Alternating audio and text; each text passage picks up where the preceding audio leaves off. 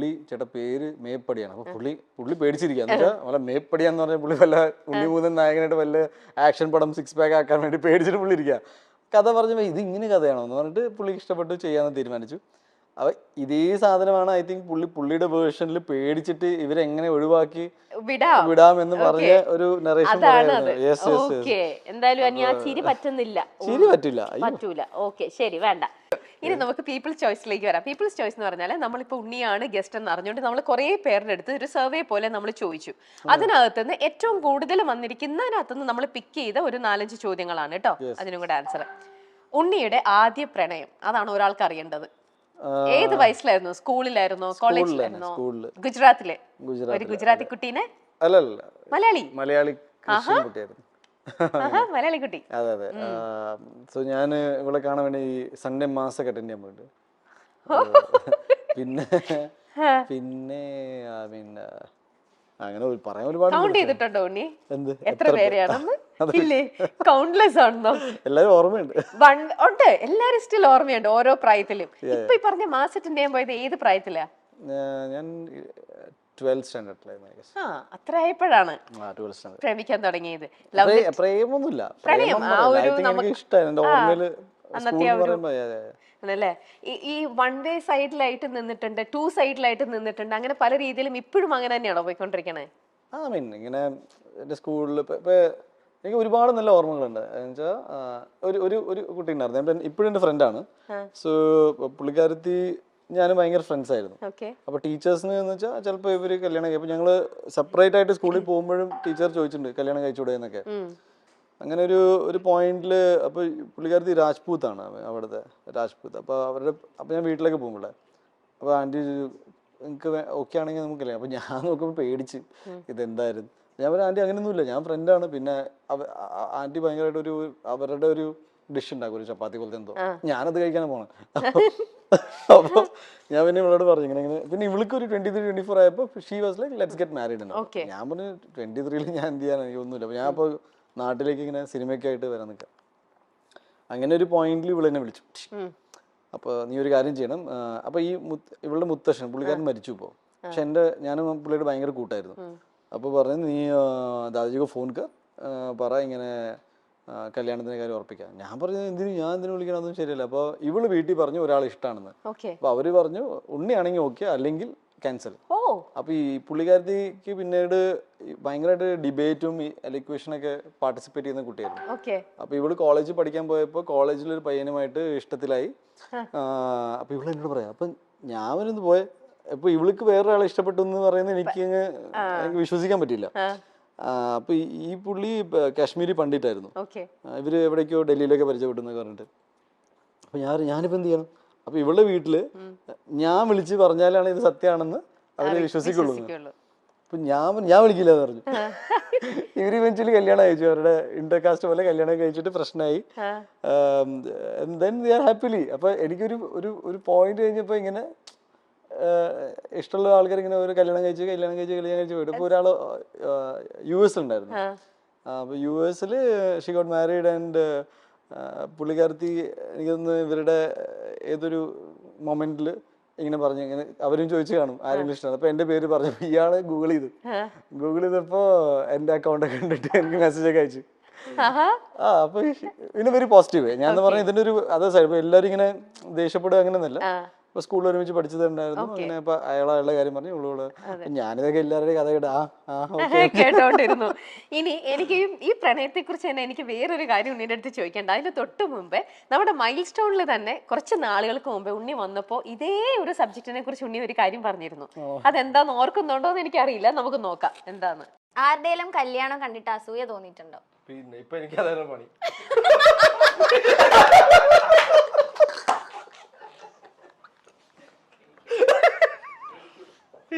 ഇതിപ്പോ കല്യാണം കണ്ടിട്ടല്ല, കല്യാണം കഴിക്കാത്തോണ്ട് കുറച്ച് അസൂയ എനിക്ക് തോന്നിയിട്ടുണ്ട്. പാർവതി എവിടെയെങ്കിലും ആരെങ്കിലും ഉണ്ടെങ്കിൽ നോക്ക്. ഓ അതൊന്നുമില്ല, അതൊക്കെ ഇവിടെ വേറെ വേറെ സ്റ്റാർസ് ഒക്കെ ഇവിടെ. ഈ ഷൈനിങ് അയ്യോ എന്താണ് ഉണ്ണി അത്? എനിക്കറിയാം. പാർവതി ഇങ്ങനെ ചോദിച്ചപ്പോ ഇങ്ങനെ ബേസിക്കലി എൻ്റെ കല്യാണം നടക്കാത്തതുകൊണ്ടും ഇവർക്ക് ഇത് തന്നെ ചോദിക്കാണ്ടാവും, എന്താണ് കല്യാണം blah blah blah. ഇപ്പൊ ഞാൻ ചോദിക്കട്ടെ, വീട്ടിൽ അച്ഛനും അമ്മയും പറയുന്നുണ്ടോ ശരിക്കും Obviously, കല്യാണ എല്ലാ കാര്യം? വീട്ടിലും അവര് ഉണ്ടാവുമല്ലോ. ആലോചിക്കുന്നുണ്ടോ ഉണ്ണിക്ക് ഒരു അറേഞ്ച്ഡ് മാരേജ് ആണോ അതോ ലവ് മാരേജ് ആണോ കൂടുതൽ താല്പര്യം? എന്തെങ്കിലുമൊക്കെ നടന്നാൽ മതിയായിരുന്നു. അങ്ങനെയല്ല, ചിലർക്ക് ഇപ്പം നമുക്ക് ചിലർക്ക് സെറ്റ് ആവില്ല അറേഞ്ച്ഡ് മാരേജ്, എന്നാൽ ചിലർക്ക് ലവ് മാരേജ് സെറ്റ് ആവില്ല. അപ്പൊ അങ്ങനെ ഒരു ഉണ്ണിയുടെ ഒരു പെർസ്പെക്റ്റീവ് എങ്ങനെയാണ്? ഞാൻ ഇതിന് ഭയങ്കര ഇപ്പൊ ഇത്രയും സീരിയസ് ആയിട്ട് ഞാൻ ചിന്തിക്കാറില്ല ആക്ച്വലി. കല്യാണത്തെ കുറിച്ച് ഇതുവരെ സീരിയസ് ആയിട്ട് ചിന്തിച്ചിട്ടില്ല. സീരിയസ് ആയിട്ട് ഇങ്ങനെ അയ്യോ കല്യാണം നടന്നിട്ടില്ല അതുകൊണ്ട് എന്തോ പ്രശ്നമാണെന്ന് ഇല്ല. അത് എന്നാലും അമ്മ പറഞ്ഞുകൊണ്ടിരിക്കല്ലേ മോനെ ഡെഫിനറ്റ്ലി. അപ്പൊ നമ്മളിങ്ങനെ പറയും ഓക്കെ നിങ്ങൾ നോക്കൂ നോക്കൂ, ഓക്കെ നോക്കൂ ഏതെങ്കിലും ഒരാൾ കണ്ടുമുട്ടുവാണെങ്കിൽ നമുക്ക് നോക്കാം. ചെയ്യാം. പക്ഷെ എനിക്ക് ഒരു കാര്യം വളരെ ക്ലിയർ ആണ്, ഇത് അയ്യോ ഈ ടൈമായി ഞാൻ ഈ കല്യാണം കഴിച്ചില്ലെങ്കിൽ എനിക്ക് അതിലൊരു പാനിക് ലെവലില് നിൽക്കുന്നില്ല. നിന്നിട്ട് എന്തെങ്കിലും ഒരു എടുത്തു ചാടി ഒരു തീരുമാനം ചെയ്യും. ഈ കാര്യത്തിൽ ഞാൻ ചിന്തിക്കുന്നുണ്ടെന്ന് പറയാം, എടുത്തു ചാട്ടം ഇല്ല. ഓക്കെ, അപ്പൊ പിന്നെ അത് വഴിയെ വരേണ്ട സമയത്ത് വരേണ്ട ഒരു പോലെ. സമയത്ത് സംഭവിക്കുമെന്ന് വിചാരിക്കുന്നു. ഓക്കെ, അപ്പൊ ശരി, അതുവരെ ഓക്കെ, അത്രേ ഉള്ളൂ. ഓക്കെ, അപ്പൊ ഇനി അടുത്തത് കേട്ടോ, ഉണ്ണിയുടെ സ്റ്റാർ ക്രഷിനെ കുറിച്ച് ചോദിച്ചാൽ എന്ത് ഉത്തരമായിരിക്കും ലഭിക്കുക? അനുഷ്ക ഷെട്ടി. എല്ലാ മൂവീസും കാണാറുണ്ടോ? എല്ലാം ഏകദേശം എല്ലാ മൂവീസ് കാണുന്നില്ല, എന്നാലും അത്യാവശ്യം കാണാറുണ്ട്. കണ്ടിട്ടൊക്കെ അങ്ങനെയല്ലേ. Yes, okay. അടുത്തത്, ഉണ്ണി മുകുന്ദന്റെ സംവിധാനത്തിൽ ഒരു സിനിമ ഇനി എന്ന് കാണാനാകും? എത്രയും പെട്ടെന്ന് സംഭവിക്കട്ടെ. ആണോ ഉണ്ണി? അങ്ങനെ ഒരു പ്ലാൻ ഉണ്ടോ? അതെ അതെ. ഞാൻ ആക്ച്വലി കഴിഞ്ഞ 5 വർഷമായിട്ട് ഞാൻ റെഡിയാണ്, പിന്നെ സാഹചര്യങ്ങൾ ഇങ്ങനെ ഒത്തുചേർന്ന് വന്നാൽ ചെയ്യുന്ന രീതിയിലാണ്. ഓ, ഓക്കെ. കഥയൊന്നും കേട്ടു തുടങ്ങുമോ? അങ്ങനെയൊന്നും ആയിട്ടില്ല? എല്ലാം റെഡിയാണ്. ആണ്. ഓൾമോസ്റ്റ് ഞാൻ എന്ത് ചെയ്യണം എന്ന് എനിക്ക് ധാരണയുണ്ട്. അത് അതിന്റെ ഒരു ലോജിസ്റ്റിക്സും പിന്നെ അത് ചെയ്തെടുക്കാനുള്ള ഒരു ടൈം, പിന്നെ എന്റെ ബേസിക്കലി ഇതിനെല്ലാം തടസ്സം വരുന്നത് ആഗ്രഹമുണ്ട്. അപ്പോ ഞാനിപ്പോ കമ്മിറ്റ് ചെയ്ത സിനിമകൾ കംപ്ലീറ്റ് ചെയ്യണം എന്നാണ് പ്രയോറിറ്റി. അപ്പൊ അതുകൊണ്ട് എന്നിട്ട് ചെയ്യാമെന്നുള്ളൊരു പ്ലാനില്. Okay, good. അഭിനയിച്ച നായികമാരിൽ ഇനി ഒരു തവണ കൂടി അഭിനയിക്കണമെന്ന് തോന്നിയത് ആരുടെ കാര്യത്തിലാണ്? ഇതൊക്കെ ഓരോരുത്തരും ചോദിക്കുന്ന കേട്ടോ, ഓരോരുത്തർക്കും അറിയാനുള്ള ഓരോരോ അഭിനയിച്ച നായികമാരിൽ. ലാസ്റ്റ് ഇപ്പൊ ഞാൻ ജയഗണേഷിൽ വർക്ക് ചെയ്ത മഹിമയോടൊപ്പം വർക്ക് ചെയ്യാം. ഐ തിങ്ക് ഞാൻ വർക്ക് ചെയ്തതിൽ വെച്ചാൽ ഏറ്റവും വൺ ഓഫ് ദി മോസ്റ്റ് ഈ അടുത്തായിട്ട് ഭയങ്കര പ്രൊഫഷണൽ ആണ്. ഐ തിങ്ക് ഇന്ത്യയിൽ തന്നെ അറിയപ്പെടാൻ സാധ്യതയുള്ളൊരു ആക്ട്രസ് ആണ്. She is very good actually.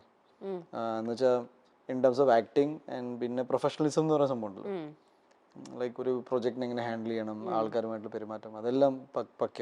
Okay, അത് വെച്ച് ചോദിക്കുമ്പോൾ ചോദിക്കട്ടെ, ലോഹിതദാസ് സാറുമായിട്ട് എങ്ങനെയെങ്കിലും പരിചയമുണ്ടോ? കണക്റ്റഡ് ആണോ? ഇല്ല, ഒന്നുമില്ല. എനിക്ക് ആഗ്രഹം ഉണ്ടായപ്പോൾ അച്ഛനോട് പറഞ്ഞു. അപ്പൊ അച്ഛൻ്റെ ഒരു ഫ്രണ്ട് ഉണ്ട്, ഗംഗാധരൻ അങ്കിൾ, തൃശ്ശൂര്. ഗംഗാധരൻ അങ്കിളുടെ ഫ്രണ്ടാണ് TG രവി സാറ്. അങ്ങനെ TG രവി സാറിന്റെ അടുത്ത് തൃശ്ശൂർ ആരെങ്കിലും സിനിമ ഡയറക്ടർ ആരെങ്കിലും, അങ്ങനെ ലോഹിത് സാറിന്റെ നമ്പർ അഡ്രസ്സ് കിട്ടി. ആ അഡ്രസ്സിലേക്ക് ഞാൻ കത്തയക്കുന്നു.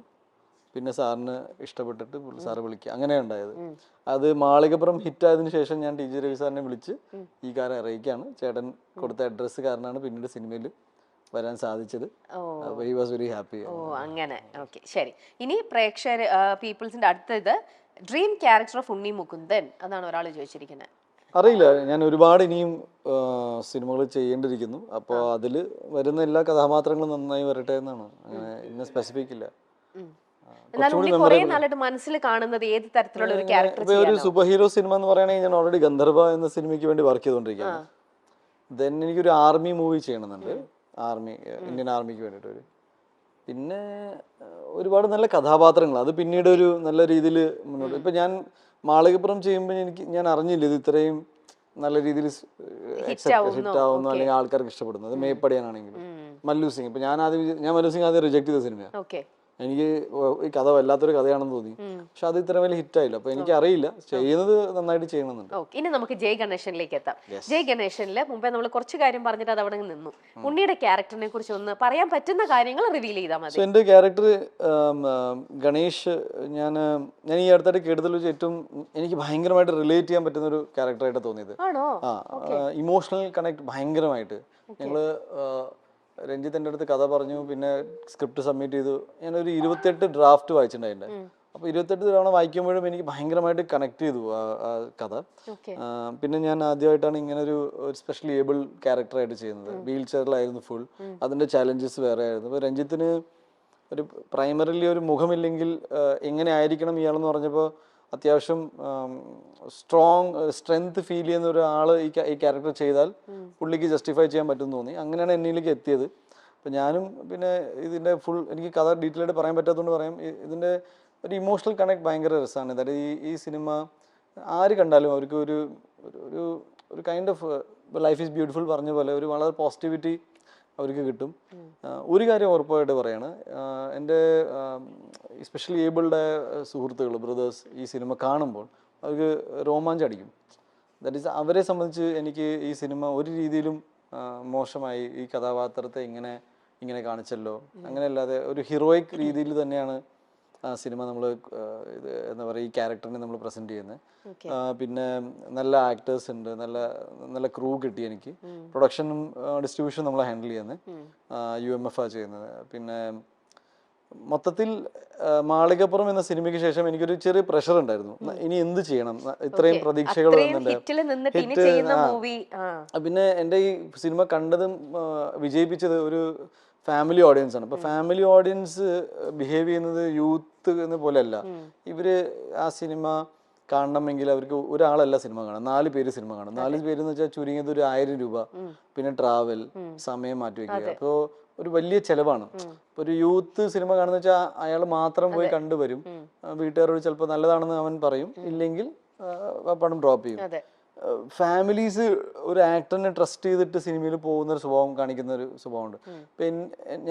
ഞാൻ കുറേ പേരെ കാണുമ്പോൾ ഉണ്ണിയുടെ അടുത്ത പടം ഏതാന്ന് പറയുമ്പോൾ എനിക്ക് നല്ലൊരു സിനിമ അവർക്ക് കൊടുക്കണം എന്നുണ്ടായിരുന്നു, നല്ല സിനിമ. അപ്പോൾ ഒരു വർഷം ഇതിനു വേണ്ടി മാറ്റി വെച്ചൊന്നല്ല, ഇതിനിടയിൽ ഞാൻ തമിഴ് ചെയ്തിട്ടുണ്ട്. അപ്പം മലയാളത്തിലൊരു സിനിമ വരുമ്പോൾ ഒരു ഗുഡ് മൂവി ചെയ്തിട്ട് എനിക്കൊരു സേഫ്റ്റി. ഞാൻ കേട്ടിട്ടുണ്ട് ഈ ഒരു വർഷം ഉണ്ണി 300-400ഓളം സ്ക്രിപ്റ്റുകൾ കേട്ടു, കണ്ടു, വായിച്ചു പോയി. ഞാൻ മാത്രമല്ല, പിന്നെ എന്റെ ടീം ഒരുപാട് പേര്, ഞങ്ങൾ ഒരുപാട് സ്ക്രിപ്റ്റ് വായിച്ചു. അതെ, അപ്പൊ അതിൽ നിന്നും ബെസ്റ്റ് ആയിട്ട് തോന്നിയ ഒരു തവണയാണ്. അപ്പൊ എന്തായാലും ഐ എം ഷുവർ ജയ് ഗണേഷ് എന്ന് പറയുന്നതിനകത്ത് അതൊരു മിനിമം ഗ്യാരണ്ടി ഒരു സംഭവം ഉണ്ടാവും. അതിന് ഉണ്ണിയുടെ കരിയറിൽ തന്നെ ഇതുവരെ ചെയ്തതിനെക്കാട്ടിലും ഇപ്പൊ പറഞ്ഞ പോലെ ആ ചാലഞ്ചിങ് തന്നെയായിരുന്നു ആ ഒരു ക്യാരക്ടർ ചെയ്യാന്ന് പറയണത് അല്ലേ?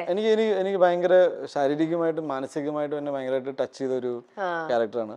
ഒരു സിനിമ ചെയ്തതിന് ശേഷം എനിക്ക് സങ്കടം തോന്നിയെന്ന് വെച്ചാൽ ഒരു സിനിമ ചെയ്യേണ്ടി വന്നു എനിക്ക്. ഇത്രയും സ്പെഷ്യലി ഏബിൾഡ് ആയ അല്ലെങ്കിൽ ഭിന്നശേഷി നിൽക്കുന്ന സുഹൃത്തുക്കളെ അവരുടെ ലൈഫിനെ കുറിച്ച് മനസ്സിലാക്കാൻ.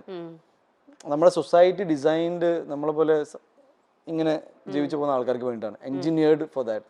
ഒരു റൂമിലേക്ക് കയറുമ്പോൾ ബുദ്ധിമുട്ടുണ്ട്. ഞാൻ ചുമ്മാ വീൽ ചെയറിൽ റൂമിൽ കയറുന്ന സീക്വൻസിന് ഞാൻ തലകുത്തി വീണു.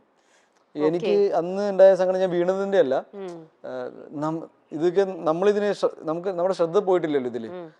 സോ ഡെഫിനറ്റ്ലി ഈ സിനിമ കൊണ്ട് ഞാനതൊരു നല്ല വ്യക്തി എന്ന രീതിയിലും മോർ എന്താ പറയാ കമ്പാഷനേറ്റ്, നമുക്ക് അറിയാൻ പറ്റി, ഫീൽ ചെയ്യാൻ പറ്റി, ഇമോഷണൽ കുറേ സാധനങ്ങൾ. പിന്നെ ഞാൻ പറയട്ടെ, ദൈവം എന്ത് ടെൻഷൻ വന്നാലും എന്നെ ഇങ്ങനെ ആക്കിയല്ലോ എന്നതിന്റെ ഒരു കടപ്പാടുണ്ട് ദൈവത്തിനോട്. എന്ന് വെച്ചാൽ ഓക്കെ, എവറിങ് ഈസ് ഫൈൻ. നമ്മുടെ ആരോഗ്യം നമ്മുടെ കൂടെ ഉണ്ടെങ്കിൽ തന്നെ വലിയ കാര്യം.